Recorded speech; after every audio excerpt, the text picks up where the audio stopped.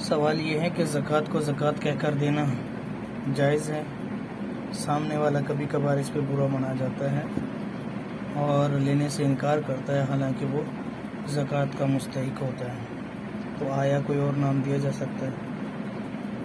تو الجواب حامداً و مصلیاً پہلے بھی میں نے بتا دیا تھا، اور یہ سوال آیا تھا، شاید جنہوں نے سوال بھیجا ہے وہ اس موقع پر موجود نہیں تھے۔ لیکن مستحق زکوٰۃ آدمی کو زکوٰۃ دیتے وقت زکوٰۃ کو زکوٰۃ کہہ کر دینا ضروری نہیں ہے۔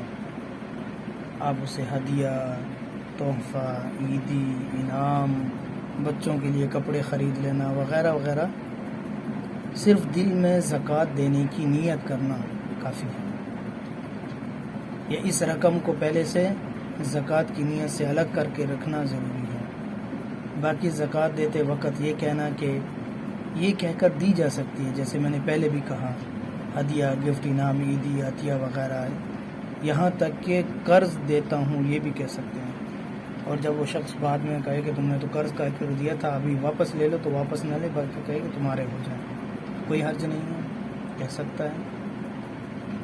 تو اس بات کو سمجھیں، اور اس میں عزت نفس بھی نہیں ہے سامنے والے کی۔ زکوٰۃ کو زکوٰۃ دے کر کہنا جائز تو ہے، لیکن بہتر نہیں ہے، افضل نہیں ہے، ٹھیک ہے۔ ہاں، یہ تو آپ دیکھ لیں کہ وہ زکوٰۃ کا مستحق ہے یا نہیں ہے۔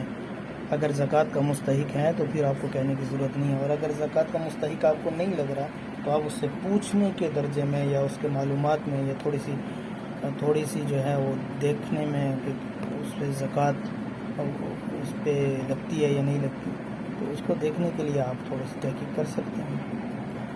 واللہ اعلم بالصواب۔